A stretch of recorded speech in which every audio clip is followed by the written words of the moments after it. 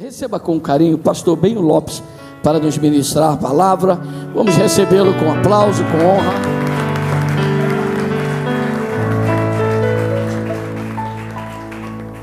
Graças a Deus. Meus irmãos, a paz do Senhor. Amém. Levante a sua mão direita, lá em cima, assim, se você pode.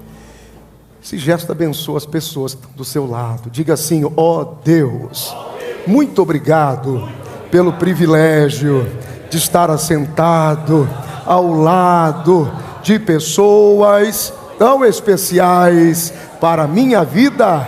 Então, antes de você se assentar, abrace 2, 3, 4, abrace alguém e diga obrigado por você estar comigo aqui hoje. Diga obrigado por você fazer parte da minha vida esta noite. Aleluia. Se que você fizer assim, você pode tomar o seu assento. Glória a Jesus. Aleluia. Deus abençoe a sua vida. Deus abençoe a sua casa. Deus abençoe a sua família. Amém. Tome a sua Bíblia, por favor. Evangelho de Jesus Cristo, conforme escreveu Mateus. Glória a Jesus. Evangelho de Jesus Cristo, conforme escreveu Mateus, capítulo de número 21. Glória a Jesus. Mateus, capítulo de número 21. E encontre o verso de número 12. Glória a Jesus. Glória a Jesus. Quem encontrou com o sinal, diga amém. Amém. E entrou Jesus no templo de Deus e expulsou todos os que vendiam e compravam no templo, e derrubou as mesas dos cambistas e as cadeiras dos que vendiam pombas. E então disse-lhes: está escrito, a minha casa será chamada casa de oração, mas vós a tendes convertido em covil de ladrões. E foram ter com ele no templo cegos e coxos, e ele os curou. Vendo então os principais sacerdotes e os escribas as maravilhas que fazia, e os meninos clamando no templo: Hosana ao filho de Davi, indignaram-se e disseram-lhe: estás ouvindo o que eles dizem? E Jesus lhes disse: sim, nunca lestes que pela boca dos meninos e das criancinhas de peito tiraste o perfeito louvor? E, deixando-os, saiu da cidade para Betânia, e ali passou a noite. E de manhã, voltando para a cidade, teve fome.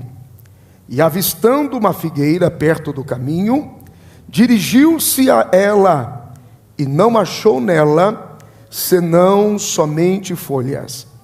E disse-lhe: nunca mais nasça fruto de ti, para sempre. E a figueira secou imediatamente. Diga amém. Amém. Porque é a palavra do Senhor. Jesus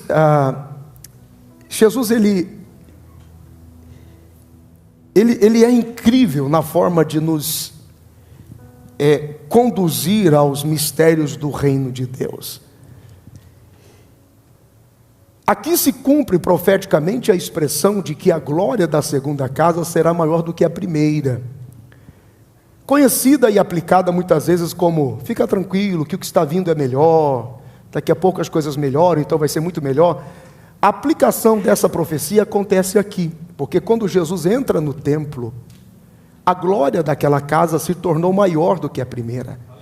Porque na primeira vez que a arca entrou no templo, ela era de madeira, mas agora a arca entrava em pessoa. Tem alguém aí? Glória a Deus. Cumpriu-se a profecia. É por isso que quando nós perdemos a visitação, também entramos, ou ocorremos no mesmo erro do desprezo dessa gente naquele dia. Quando Jesus ele entra no templo de Deus, e a postura dele ali é diferente de todos os outros ambientes da religião na época. Quando Jesus ele entrava no ambiente da denominação, da religião, da tradição na época, a Bíblia diz que ele ocupava o espaço das sinagogas. E todas as vezes que Jesus entrava numa sinagoga, ele encontrava um problema ali. Ele tinha uma dificuldade ali. A Bíblia diz em alguns momentos, como por exemplo, e entrando na sinagoga, encontrou ali uma mulher encurvada, que há 18 anos não podia se erguer, porque tinha um espírito de enfermidade. E entrando Jesus na sinagoga, encontrou ali um homem com a mão mirrada. E entrando Jesus na sinagoga, encontrou ali, já estava ali um homem endemoniado, possesso por demônios. E é interessante que a Bíblia diz, e entrando na sinagoga já estava ali, o que nos dá entendimento de que era muito comum que pessoas endemoniadas, que pessoas possessas, que pessoas escravas por demônios, frequentassem as sinagogas e permanecessem do mesmo jeito. E não havia mudança. Porém, no lugar aonde Jesus está, no espaço aonde Jesus está, Jesus não divide o espaço com demônios. Jesus não divide o seu lugar com o diabo. Jesus e os demônios não permanecem no mesmo lugar. Se Jesus chegou, os demônios saem. Se Jesus chegou, a influência do inferno acaba. Por isso que, e entrando ele na sinagoga, olhou para o homem com a mão mirrada e diz, estende a mão. E então começou a pregar. E entrando ele na sinagoga, encontrou a mulher encurvada, olhou para ela e disse, põe de pé. O demônio saiu e começou a pregar. E começou a ensinar. Diga comigo, o sangue de Jesus tem poder. Outra vez diga, o sangue de Jesus tem poder. Aonde Jesus está, não há divisão, não há espaço para os demônios, para a influência do inferno. Diga graças a Deus. Só que aqui nesse texto, Jesus não está entrando na sinagoga, ele está entrando no templo de Deus. Repita comigo, diga templo de Deus. Se você acredita comigo, diga eu sou esse templo. Outra vez, diga eu sou esse templo. Diga a arca está dentro de mim. Se acredita nisso, diga glória a Deus. Por que o senhor tem essa convicção, pastor? Paulo, quando escreve aos Coríntios, na primeira carta, no capítulo de número 6, no versículo 19, ele diz assim, ou não sabeis que vós sois templo do Espírito Santo, e que habita em vós, e que vocês não pertencem mais ao mundo, que vocês não pertencem mais ao diabo, que vocês pertencem agora a Deus. Portanto, glorificai a Deus no vosso corpo e no vosso espírito, os quais pertencem a Deus. Diga glória a Deus por isso. Quando Jesus está entrando no templo de Deus, nós temos aqui uma aplicação alegórica. Nós podemos nos tomar como base para entender como é que funciona, quais são os aspectos que nós identificamos, como é que nós conseguimos precisar, de que forma que a gente identifica que Jesus entrou num templo, que Jesus entrou aqui. Percebe? Quais são as características? O que tem lá? É natural que eu e você, a nossa origem, a nossa formação, a nossa construção como indivíduos, na nossa estrutura psíquica, emocional, religiosa, comportamental, social, familiar, cultural, educacional, as fontes que nos construíram, as fontes que nos edificaram, talvez foram fontes muito distantes dos princípios de Deus. Então nós crescemos com uma série de crenças e padrões para tudo, para comprar e vender, para relacionamentos, para investimento, para culto, para adoração, para relacionamento com Deus. E talvez esses valores que nos construíram, nos colocaram uma forma de achar que os limites para tudo somos nós quem estabelecemos. Então tem gente, por exemplo, que acha que não precisa aplaudir na igreja para adorar. Alguns são tão gratos que aplaudem até mais do que deveria. E eu estava conversando com um amigo há alguns dias, e havia, não sei se vocês já estão discutindo sobre isso, mas há um questionamento sobre o louvor dessa casa. Essa casa é tua casa, né? Falando de que eu me esvazio para que o Senhor entre. E aí um amigo compartilhando disse assim: pastor, eu não concordo, porque essa música está chamando Jesus de você. Como é que pode chamar Jesus de você? Porque quando a gente entra na presença de um juiz, a gente diz, ó meritíssimo. É porque nos valores dos homens, se você não disser meritíssimo, você vai diminuir aquele homem. Mas para Jesus, não há o que o diminua. Tudo depende da sua expressão de adoração. Tudo depende da sua forma de reconhecimento. Porque se no meio da adoração, você evitar dizer você, por questionar religiosamente se é certo ou errado, e se desvinculou do princípio da unidade, o seu pecado é pior. Era melhor ter dito você com todo mundo, e prevalecido a unidade de todo o corpo, e a concordância de toda a casa. Vocês se lembram do episódio do paralítico trazido para o 4? Antes que eles movimentassem o paralítico, Jesus chegou num ambiente, e a Bíblia diz, e olhando para eles, viu que neles havia muita fé. Percebe? Quando o Senhor chega no ambiente, a unidade produz muita fé. Jesus vai entrando no templo de Deus e vai mudando os nossos valores. A Bíblia fala, no versículo de número 12, de câmbio, de negociação, de ajustes, de permanência. Não pode orar muito, ora pouco, crer muito, crer pouco, né? Existe uma instabilidade e até uma manipulação das coisas sagradas, representadas, por exemplo, na manipulação das pombas, que representam o Espírito Santo. Então eles compravam, vendiam e prendiam as pombas em gaiolas. E aqui fica uma coisa muito interessante, que quando Jesus entra, ele muda completamente os valores ali, e ele reajusta tudo aquilo para os valores do reino de Deus, e como garantia que a presença dele ali não ia falhar, ele liberaria as pombas, ele quebra as gaiolas, libera as pombas, num símbolo de estar liberando o Espírito Santo, no símbolo de estar dizendo, agora que eu sou o Senhor da casa, o meu Espírito terá liberdade para agir, para fluir, para atuar, para manifestar. E uma das mais incríveis funções do Espírito Santo, que é, quem sabe, a mais fundamental de todas elas, é a intercessão. E tudo isso tem a ver com o momento do encontro da figueira. Escute isso. O Espírito Santo está, desde o princípio, se movendo em tudo. Quando Jesus entra, ele libera o Espírito Santo e diz, agora sou o Senhor da casa. Existem algumas características que vão construindo a permanência de Jesus. Quais são elas? Por exemplo, versículo de número 13, escute isso. Agora que eu sou o Senhor da casa e o meu Espírito está liberado, então a minha casa será chamada casa de oração.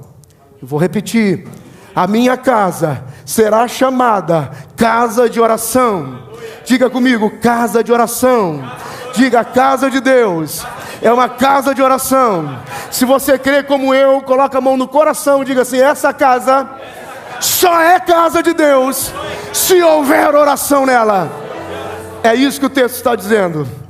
Se um ambiente onde Jesus está não há presença da oração, nunca será casa de Deus, nunca será morada de Deus, nunca será espaço habitado por Deus. E sempre que houver a ausência da oração, haverá a presença de ladrões. Quem são esses ladrões? Ladrões que roubam a esperança, ladrões que roubam a fé, ladrões que roubam a alegria. Quase sempre é assim. Quando tem um gabinete, quando tem um aconselhamento, quando tem uma ajuda, alguém diz assim, estou triste, estou infeliz, né? Eu estou sem força, eu estou sem fé. Quase sempre a ausência de alegria, a ausência de força, a ausência de fé está conectada diretamente com a ausência da oração. A casa de Deus, ela é caracterizada por ser uma casa de oração. A casa de Deus é caracterizada por uma casa de clamor, por uma casa de incessante busca pela presença de Deus. Quais são as evidências de uma casa sem vida de oração? Quais são as evidências de uma casa sem vida de oração? Primeiro, a presença de Deus não permanece ali. A gente tem êxtases de reuniões, a gente tem encontros de êxtase com uma liturgia bem organizada, mas ela não segue com a gente. Segundo, a atividade espiritual vai desaparecendo com o tempo. E aí temos aquelas reuniões que parece que estamos empurrando uma pedra de 200 toneladas. E aí tem aqueles relacionamentos que vão esfriando com Deus. E quando não há atividade sobrenatural da presença de Deus e nem das atividades sobrenaturais e espirituais, compromete a nossa autoridade espiritual como corpo, em todos os âmbitos da nossa vida. E acredite, isso é muito forte. O Senhor Jesus está dizendo: a minha casa é uma casa de oração. E aonde eu entrar, eu vou garantir que o meu espírito esteja lá. E aonde o meu espírito tiver liberdade, haverá atitude de oração nela. E aonde houver atitude de oração nela, ninguém roubará a alegria, ninguém roubará a fé, ninguém roubará a esperança. Eu quero pedir em nome de Jesus, levante a sua mão direita lá em cima. Esta noite o Senhor lhe trouxe aqui para lhe lembrar disso. Você é casa de Deus, você é casa de oração. E que toda tristeza saia, e que toda falta de esperança acabe, e que toda ausência de fé termine. Receba alegria, fé e esperança como casa de Deus. Alguém pode glorificar o Senhor por isso?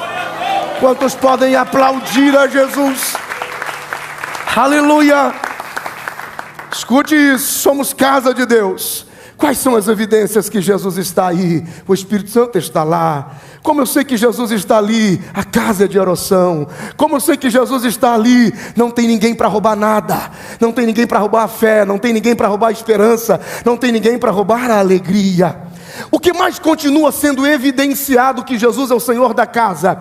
Se você tem fé, se você tem esperança, se você tem alegria, se a casa é uma casa de oração, se o Espírito Santo tem liberdade, então nada mais do que justo de que se inicie uma temporada de milagres.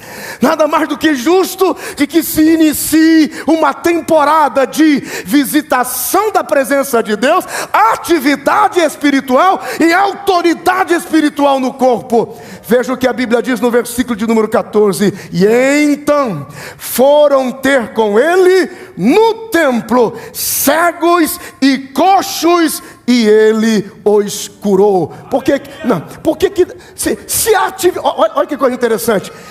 Quando a atividade de milagres começa, cegos e coxos vão ter com ele. Por que não levaram os mortos? Porque mortos não têm memória, e quem habita em sepulcro não pode adorar. Então morto não vai. Sabe qual é o maior sinal de que você está vivo? É que você está aqui. É que você entrou aqui, é que você chegou aqui. Esse é o maior sinal de que você está vivinho da Silva. Bendito seja o nome do Senhor. Por que não vieram os mortos? Porque mortos não têm memória, e quem habita em sepulcro não pode adorá-lo. Por que não vieram os leprosos? Porque se ele é o Senhor da casa, o pecado não opera ali, o engano não opera ali. Então quem é que teve que vir? Coxos. Quem é que tem que vir? Coxos e cegos. Diga: cegos e coxos. Diga comigo: cegos. Visão limitada. Diga: coxo. Movimentação limitada. O Senhor está dizendo: a minha casa não pode ter uma visão curta, ela tem que ter uma visão abundante, ela tem que ter uma visão abrangente, ela tem que ter uma visão progressiva. E aqueles que são casa da minha morada não podem ter a vida atrasada, eles precisam ter a vida com velocidade. E algumas pessoas vieram aqui esta noite para ouvir isso aqui. O Senhor está ampliando a sua visão. O Senhor receba, levante as suas mãos e receba esta palavra. Se você é casa de Deus, Ele esta noite vai ampliar a sua visão. Ele esta noite vai te dar velocidade para viver com abundância e transbordar na abundância. Quantos entendem até aqui, diga glória a Deus por isso. Aleluia. Casa de Deus, o templo de Deus. Jesus está lá, e entrando no templo de Deus, Ele põe em ordem as coisas, libera o Espírito Santo, a casa se torna de oração, autoridade restaurada, presença restaurada, atividades espirituais restauradas, cegos e coxos em constante movimentação, sobrenatural ação de Deus.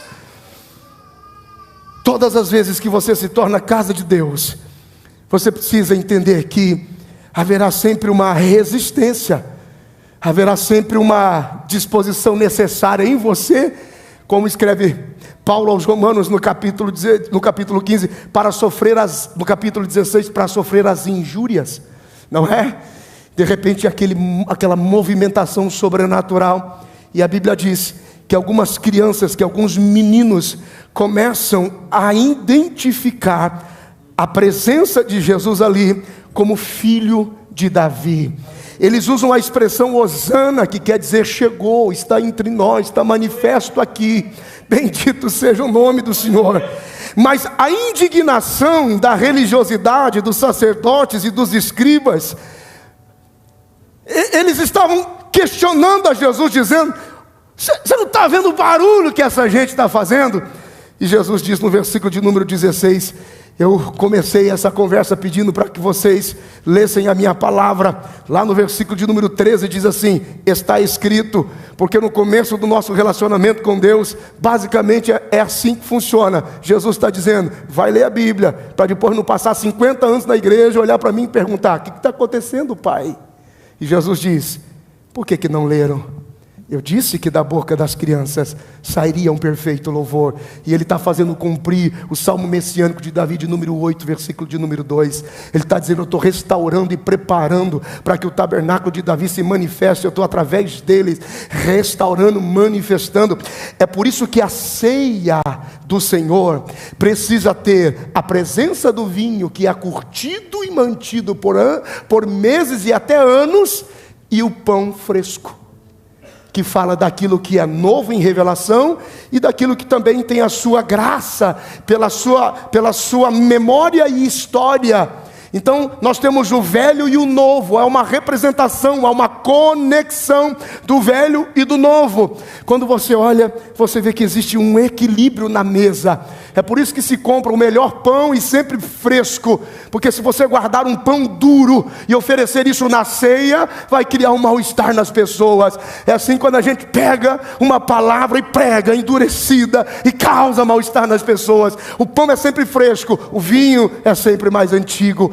O Senhor está dizendo: esses meninos, os sacerdotes e os escribas estão indignados, porque eles é que gostariam de manifestar o filho de Davi, pelos escritos, pelos registros, mas vieram as crianças dizendo: Ele já está no meio de nós, Ele é o Senhor aqui, e a Ele seja a glória para sempre. De repente, no versículo de número 17, diz a Bíblia, se você estiver com ela aberta: e deixando-os, saiu da cidade e foi para Betânia, e ali passou a noite. E de manhã, voltando para a cidade, teve fome. Porque a pergunta que se faz, à medida que você reflete sobre isso, você talvez diria assim: pastor, eu estou entendendo. Jesus entra na minha vida, eu me torno casa de oração, a palavra está presente, não existe mais ninguém para roubar minha fé, minha esperança e minha alegria. Há um tempo de velocidade, movimentação e visão.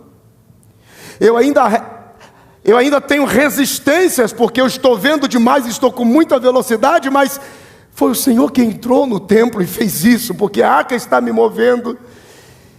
Mas às vezes eu tenho a sensação que o versículo 17 acontece e ele nos deixa. E a pergunta é, por que que parece que ele nos deixa? Só que o versículo 18 está conectado com o 17. Pela manhã. E quando ele voltar pela manhã, ele voltará com fome e sede de justiça. Ele não te deixa no sentido de quem te abandona. Ele apenas diz para você: eu te encontrei de um jeito, mudei você, eu vou ali e já volto. E quando eu voltar, eu quero te encontrar do jeito que eu te deixei. Porque muita gente foi deixado crente e está desviado. Muita gente foi deixado alegre e está abatido. Muita gente foi deixado cheio de fé e está incrédulo. Jesus está dizendo: eu só vou ali e já volto pela manhã. Oh meu Deus, alguém está entendendo esta palavra? Diga glória a Deus. Aleluia. Eu quero profetizar sobre a sua vida. Levante a mão direita lá em cima. Ele não te abandonou. Você não está sozinho. Você não foi deixado aqui ao léu. Ele virá pela manhã para te ver como ele te deixou. Se acredita nessa palavra, diga glória a Deus.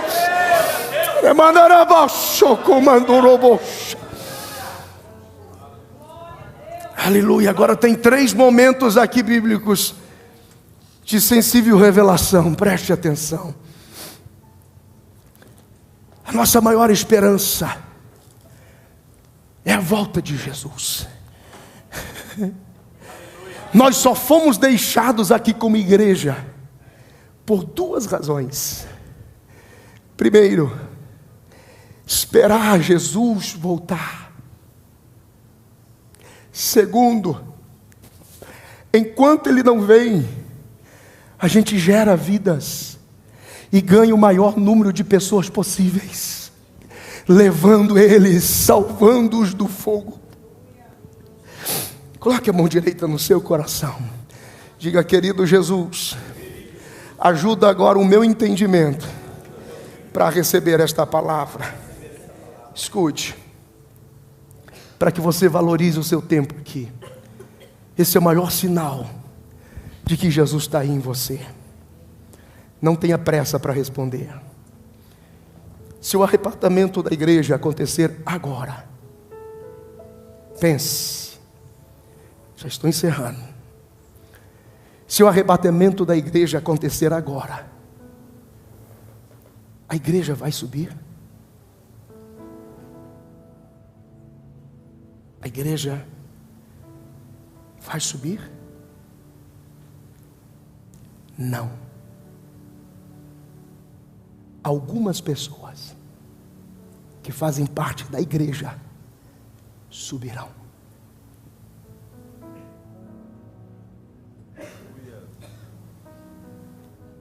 Quem são eles? Ao que vencer, dar-lhe-ei que se assente comigo no meu trono. Ao que vencer, por-lhe-ei um novo nome. Ao que vencer. O arrebatamento é um povo que sai de um povo.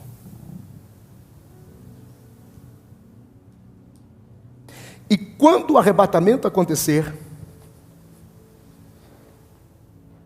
as pessoas não notarão. É que existe muita pressa. Porque a Bíblia diz que é como ladrão? Também, você não sabe a hora que vem. Se soubesse, guardaria a casa. Mas o ladrão vem e leva. Mas no capítulo 24 do Evangelho de Mateus, quando você pergunta para Jesus, é Jesus quem fala sobre isso. Senhor, como que a gente identifica a sua volta? Ele diz assim: é como nos dias de Noé. E você se lembra? No livro do Gênesis, capítulo de número 7, versículo de número 1, 2, 3, 4. Quando Noé entrou na arca, levou 7 dias para chover.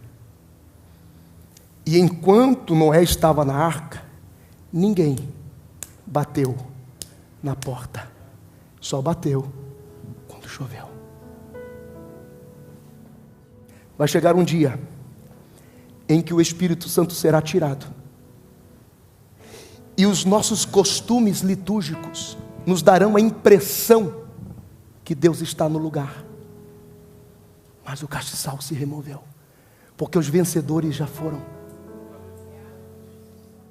Levarão 7 anos para descobrir que o que está sendo feito não passa de mentalidade humana. Quando a tribulação bater, vão acordar. Aí sim, aquele que invocar o nome do Senhor e confessar, dando o seu sangue, verá o Senhor de novo.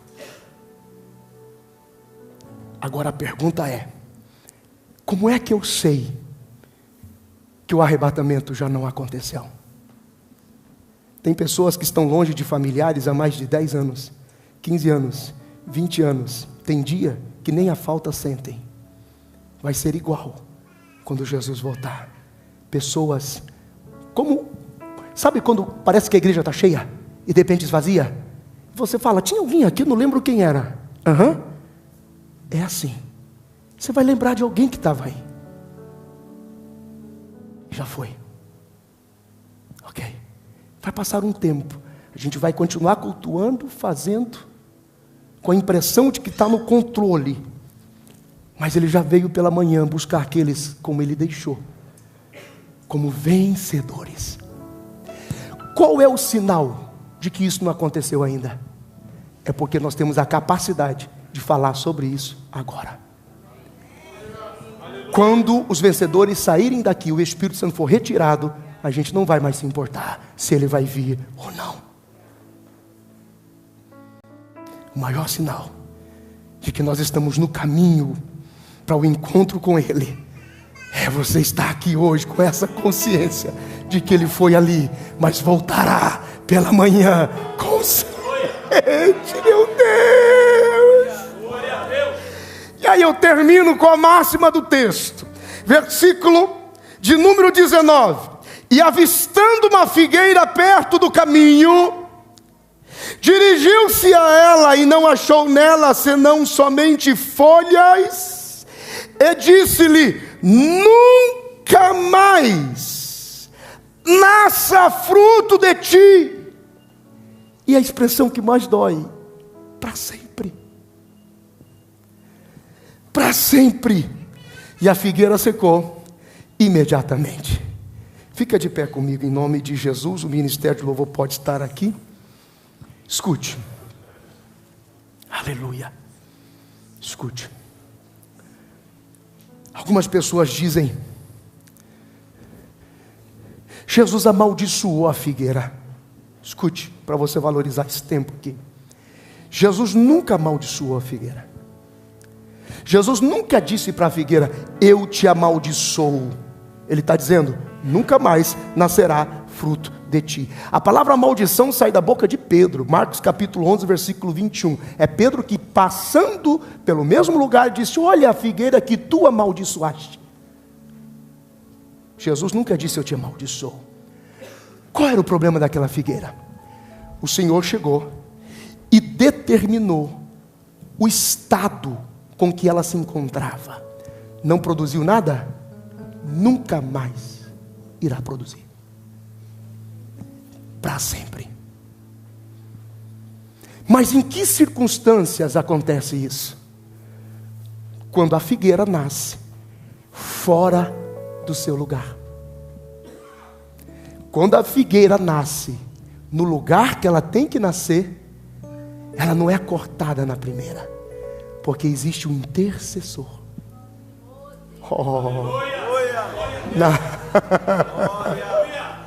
Não. Algumas figueiras querem vida independente fora da igreja. A Bíblia chama de vinha. Algumas figueiras querem vida independente à beira do caminho. Algumas figueiras querem vida independente fora do ambiente onde elas devem estar para produzir. E simplesmente paga um preço por isso. Mas se você está plantado no seu lugar, no meio da vinha, aonde você tem que estar, significa que todas as vezes que os seus frutos e a sua capacidade de produzir for ameaçada, haverá um intercessor. Haverá alguém que vai dizer: não faça isso, me dá mais um ano para que eu trabalhe com ela, porque quem consegue se manter no meio da vinha tem direito à intercessão. Então é melhor estar improdutivo aqui do que fora daqui, porque enquanto você está doente aqui, há um que intercede por nós diante de Deus, para que você volte a produzir. Pastor, do que o senhor está falando? Abre a Bíblia comigo, Lucas capítulo de número 13. Bendita palavra de Deus. Lucas capítulo de número 13, versículo de número 6. Um certo homem tinha uma figueira plantada no meio da sua vinha, e foi procurar nela fruto e não achou. E disse o vinhateiro: eis que há 3 anos venho procurando fruto nessa figueira. Significa a morte e ressurreição de Cristo dentro do templo. Algumas pessoas, quando aceitam Jesus, eles experimentam morte e ressurreição de Cristo como em período de 3 anos, porque este é o tempo mínimo de autoprodução dentro da igreja. Existem algumas pessoas que têm 3 anos exatos para começar a produzir, e se em meio a esse tempo não acontece a produção, há como chama quando não pode, uma gestação, a pessoa não pode gerar, uma esterilidade na pessoa. Mas se você está no lugar certo, esse é o detalhe, porque o tempo não dá mais. Eis que há 3 anos eu venho procurando fruto nesta figueira e não acho. Isso aqui iria longe. 3 anos fala da propiciação de Abraão. Foi quando ele, então já velho, tinha conquistado muito, mas não possuía nada, porque não tinha futuro à vista. Mas quando a carne do prepúcio foi cortada, por 3 dias doeu intensamente, para que dali saísse a semente que geraria Isaac. É o mesmo projeto de Deus através de Cristo no Calvário. 3 dias de sofrimento para essa coisa gerar, para essa figueira gerar. Corta ela, mas o Espírito Santo, que intercede por nós com gemidos inexprimíveis, versículo de número 8, respondeu, disse: não, Senhor, concede mais um ano, até que escave ao redor e esterque bem, e se o fruto então der, ficará. Então se não der, cortaremos. Pode ser que você não tenha muita força aqui dentro, mas fica aqui dentro. Pode ser que você não é de muita oração, mas permanece aqui dentro. Pode ser que você não tenha força para jejuar, mas fica aqui dentro. Pode ser que você tenha problemas na sua casa, mas fica aqui dentro. Pode ser que o seu casamento não é perfeito, mas fica aqui dentro. Pode ser que você não é altamente produtivo, mas fique aqui dentro. Pode ser que você está muito doente, mas não sai daqui, porque a cada ano o Espírito Santo vai dizer: eu vou ajudá-lo, eu vou ajudá-lo, meu Deus.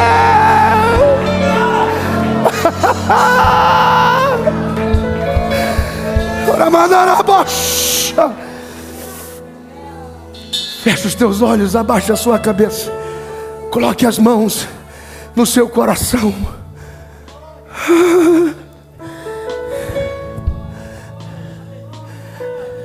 Como o pastor Wagner fala: ah, mas eu pensava que a igreja era lugar de gente perfeito.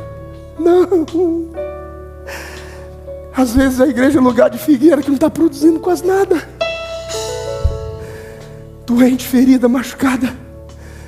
O que algumas figueiras fazem é que quando estão desesperadas, elas saem do culto, elas saem da igreja, elas abandonam a fé, elas desanimam. Não, você está mal, você não está bem, fica aqui, não foge daqui.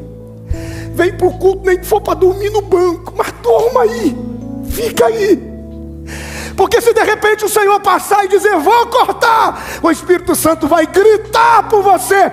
A Bíblia diz na carta de Paulo aos Romanos, capítulo de número 8, a partir do versículo 20, que Ele intercede por nós, porque não sabemos orar como convém, mas com gemidos inexprimíveis Ele diz: não corta, não corta.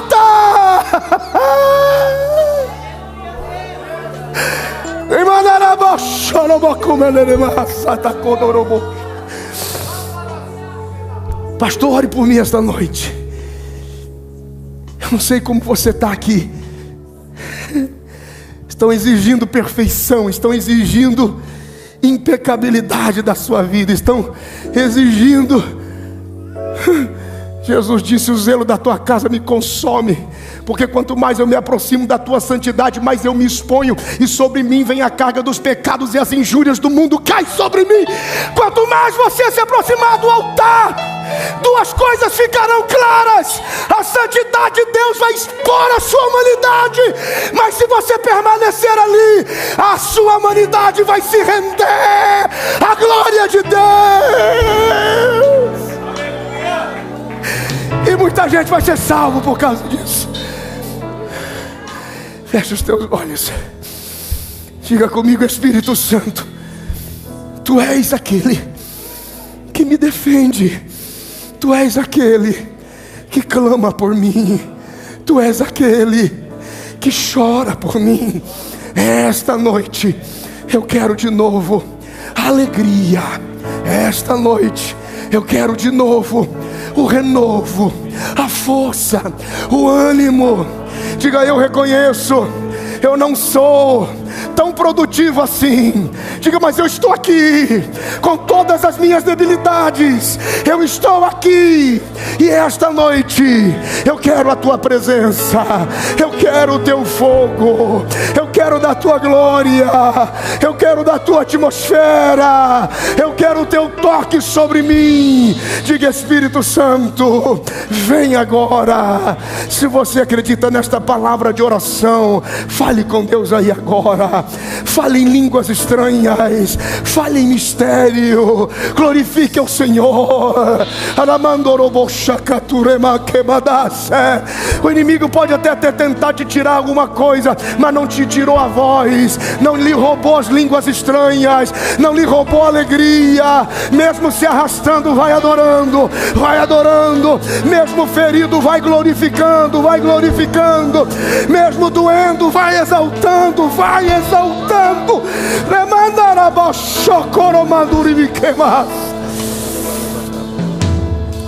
Se você entendeu que esta palavra falou com você, eu quero que você saia do seu lugar. Nós vamos te ajudar a orar. Ah, meu Deus.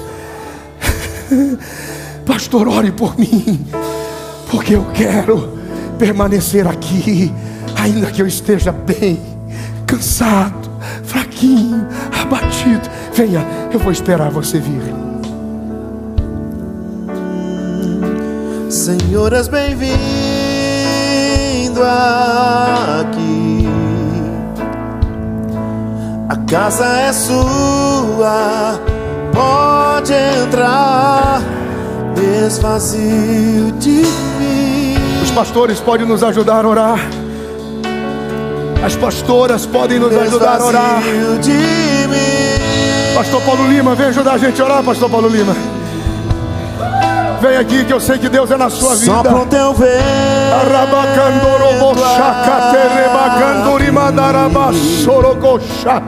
Toma o teu trono.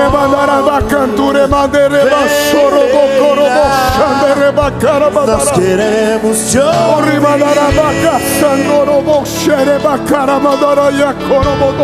Nós queremos te ouvir. Vai mais fundo, vai mais fundo. Mergulha um pouco mais. Mergulha um pouco mais, mergulha um pouco mais.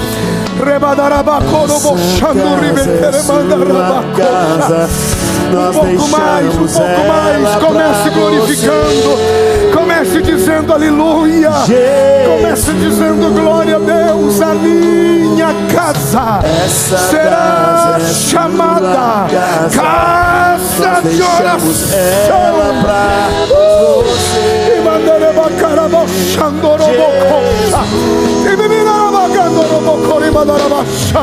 Essa casa é sua casa. Aleluia. Ela pra você. Jesus, essa casa é sua casa. Nós deixamos ela pra você. Então apareça, Senhor. Apareça e o seu nome cresça. Enche este lugar. mais fundo, Enche mais este fundo, lugar. mais fundo. Marilda, vem aqui um pouquinho. Olhe por essa moça. Olhe por essa moça, Marilda. Missionária Patrícia, missionária. Olhe por esta senhora, olhe por esta senhora.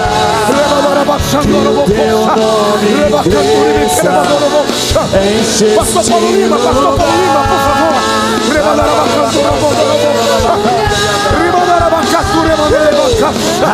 Olhe por aquele irmão ali.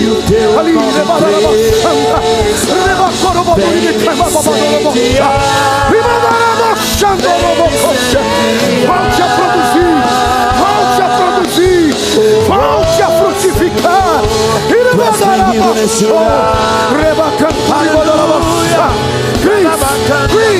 Cris, vem aqui. Olhe por ele.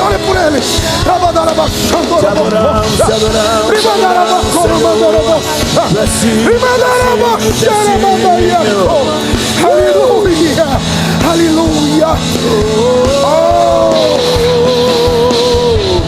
Sopra o teu vento. Sopra o teu vento aqui, Senhor. Sopra o teu vento aqui, Senhor. Toma o teu trono. Vem reinar. Nós queremos te ouvir. Nós queremos te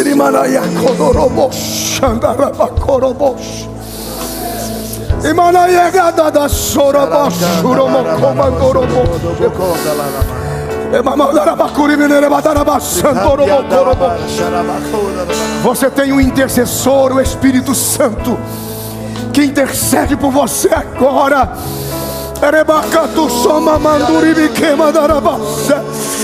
Como vai ser agora, pastor? Ele está intercedendo por você, trazendo cura, restaurando.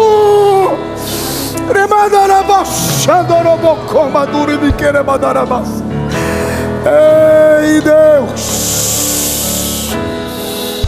Pastor Wagner.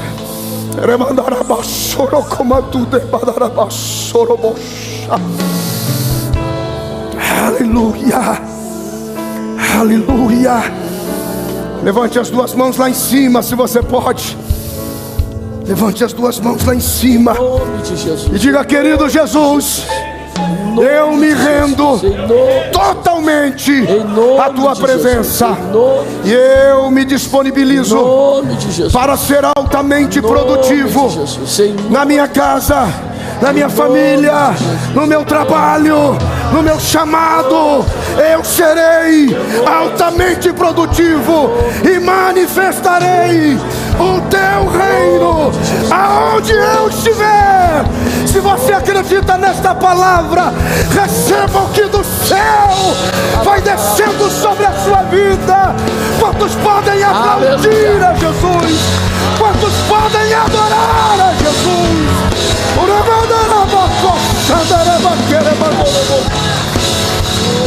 Jesus, Senhor, aplauda mais forte ao Pai.